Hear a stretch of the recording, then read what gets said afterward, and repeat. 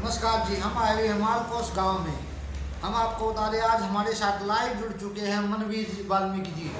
और हम आपको एक और इन्फॉर्मेशन देना चाहेंगे कि यहाँ से श्रीमती वंदना वाल्मीकि जी जो है वो यहाँ से सरपंच बनी है और सरपंच प्रतिनिधि तो मनवीर जी कर रहे हैं।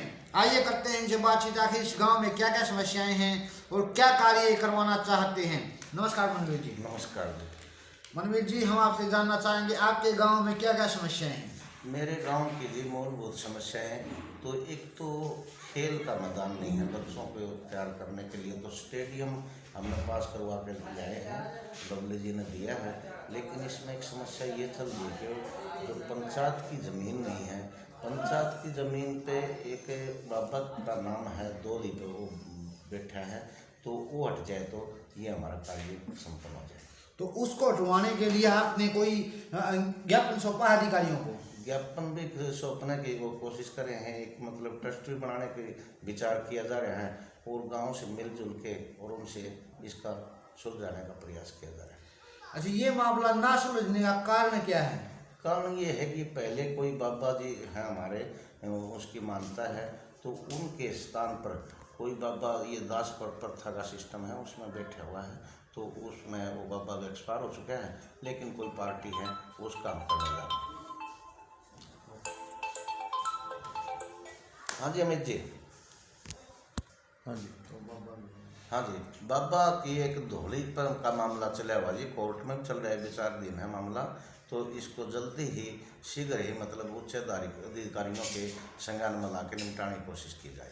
जो यहाँ स्टेडियम बनवाने की बात चल रही है, आपके पास कोई और पंचायती जमीन नहीं है? न मेरे गांव में कोई विशेष पंचायत की ज़मीन नहीं है, सिर्फ 2 किले ज़मीन है, उसमें कोई और अन्य चीज़ें बनाने का विचार कर रहे हैं। उसी पे स्टेडियम बन सकता है? जी जी जी।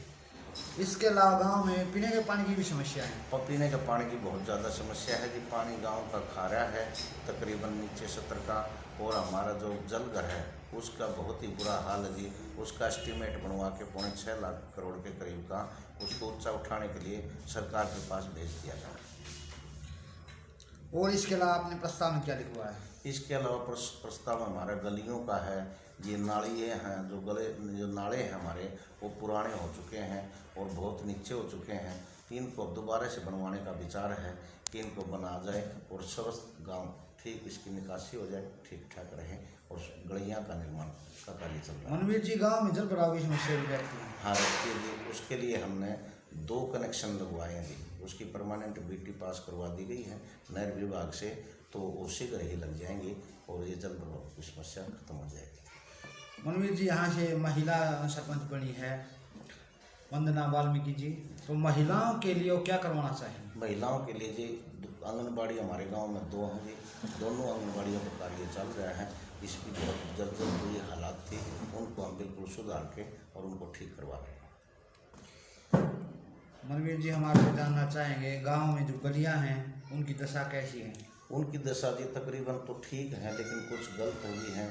पीछे जो पंचायत थे उन्होंने कोई खास विशेष ध्यान नहीं दिया, अब उनको सारी को दुरुस्त करना सकते हैं। गांव में बड़े बुजुर्गों का एक अहम रोल होता है, उनका आशीर्वाद भी लेना जरूरी होता है, तो आपके गांव में बड़े बुजुर्गों के मान सम्मान के लिए क्या प्रयास किए जा रहे हैं? जैसे उनकी वृद्धावस्था पेंशन बनवाना, उन ओल्ड एज होम शुरू करना, या और उनके लिए पार्क बनवाना, इस प्रकार के कोई आपने कोई ऐसी स्कीम सोची है और जो वृद्धों को उनका सहयोग मिल सके, उनका सहारा बन सके?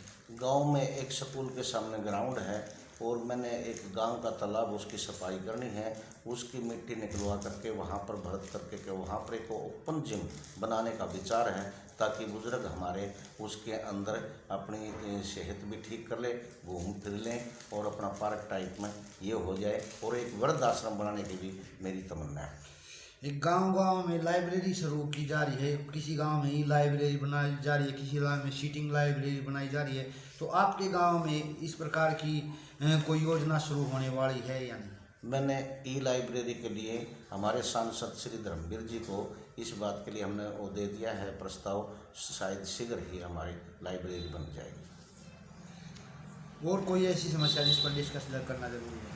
समस्याएं तो जी देखो बहुत ज़्यादा हैं, लेकिन इसके लिए हम दिन रात करके कार्रवाई कर रहे हैं ताकि इस समस्याओं से निजात मिल सके। एक गांव में चिकित्सा व्यवस्था कैसी है? चिकित्सा व्यवस्था जी मेरे से पूर्व यहाँ पर गांव में के उप स्वास्थ्य केंद्र है, लेकिन उसके अंदर कुछ नहीं था। अब उस उप स्वास्थ्य केंद्र में टेस्ट और दवाइयाँ मिलनी शुरू हो गई है। एक बीएससी डॉक्टर बिठा दिया गया है। मतलब गांव में पहले से बेहतर चिकित्सा सुविधाएं शुरू हो चुकी जी शुरू हो चुके हैं। अगर बात करें शिक्षा की, क्योंकि सर्वांगीण विकास के लिए खेल कूद भी जरूरी है, शिक्षा भी जरूरी है, स्वास्थ्य भी जरूरी है और जो उचित आहार है वो भी जरूरी है। तो हम आपसे जानना चाहेंगे गांव में शिक्षा व्यवस्था कैसी है? गांव की शिक्षा व्यवस्था तो बहुत अच्छी है जी। अब गांव में स्कूल है, इसको भी हम करेंगे, ठीक करेंगे। हम वहाँ पर चक्कर लगाते हैं, टीचरों से बात करते हैं, इस बारे में अवगत कराते हैं और आगे हम ये भी करते हैं कि बच्चों को ज़्यादा से ज़्यादा यहाँ एडमिशन दिया जाए और स्कूल की व्यवस्था और स्टाफ की व्यवस्था ठीक की जाए। कौन सी क्लास तक स्कूल होगा?